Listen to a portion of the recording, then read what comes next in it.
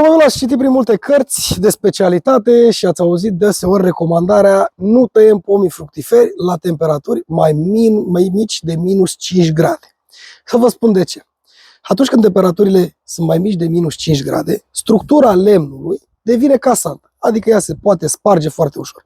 Iar noi când venim și facem orice secțiune în coronamentul pomului, avem ocazia să zdrobim țesutul lemnului și să afectăm mugurii care se află acolo, dar totodată să lăsăm niște răni deschise mult mai profunde decât cele pe care le facem în sezonul cald. Și de aceea este indicat să nu tăiem sub minus 5 grade. Dar așa cum știți, recomandarea mea este să tăiați în primăvară, atunci când temperaturile nu se mai duc sub 0 grade decât întâmplător sau cel puțin spontan, atunci când dumneavoastră aveți 50-100 de indivizi sau mai puțin, pentru că este mult mai bine pentru pomul dumneavoastră. Una la mână, în timpul iernii rămân foarte multe răni din acestea profunde în pom care pot afecta, dar mai ales atunci când dumneavoastră faceți o tăiere, că facem tăieri de formare, de întreținere, de fructificare. Atunci când dumneavoastră faceți tăieri de prelungiri, de exemplu, și secționați la un mugure pe exterior, că vreți o direcție de creștere în această zonă. Dacă aici aveți un îngheț puternic, pot veni, ați văzut, a fost și în aprilie, minus 14, minus 15 grade, și vine și îți îngheață partea aceasta, mugurile acesta moare. Și îți va crește tocmai mugurile care nu te interesează în altă parte și iarna viitoare va trebui să tai din nou și să tai din nou și tai din nou și până unde te duci? Te duci înapoi până aproape de tulpine și de aceea este bine să încercăm pe cât posibil să tăiem pomii atunci când avem aceste ferestre, dar niște ferestre mai de primăvară, așa mai de martie. O să-mi spuneți că în intensive încep tăierile din august. E adevărat, dar acolo nu este forță de muncă, este lipsă de forță de muncă. Sunt peste 10, 20, 30, 50 de mii de indivizi. Se lucrează foarte greu și de multe ori nu termină nici până primăvara de tăiat.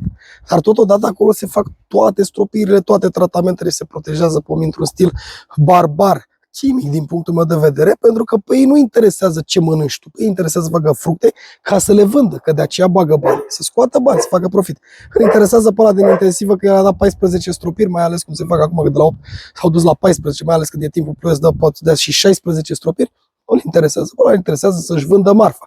Ăla când își vinde marfa ajunge în depozit mai dă cu 300 de substanțe pe ea ca să țină și așa mai departe. Nu, în grădina noastră sunt o grămadă de tehnici și de situații pe care le punem cap la cap, astfel încât să putem avea o cultură bio, dar totodată să nu ne rănim nici pomii. Că noi nu le facem atâtea tratamente, dar mai ales pomii noștri trebuie să supraviețuiască 25, 30, 40 de ani. În intensive după 15, 18, maxim 20 de ani, au dispărut, sunt scoși și puți alții, pentru că nu mai pot, sunt epuizați.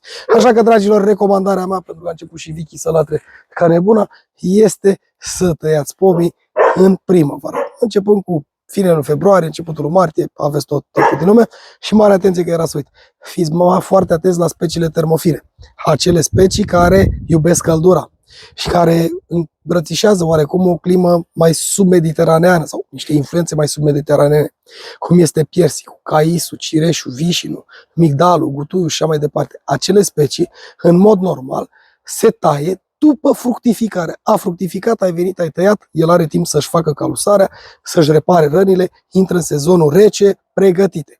Pe acelea, sub nicio formă să nu le tăiați, mai ales în perioada lui februarie, în perioada lui ianuarie sau din toamnă, pentru că faceți o mare greșeală. Mai ales pe acelea, după jumătatea lunii martie, dacă vreți neapărat să tăiați în primăvară sau după ce au înflorit, merge și tăiați-le. Cu atât mai bine. Dacă a fost un ger așa mai mic, vedeți că pe partea au fost arse florile, pe partea altă nu au fost arse, poate că dumneavoastră în toamnă sau în primăvară tăiați unde a fost ars.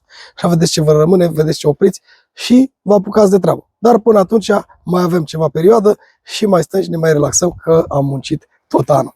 V-am pupat!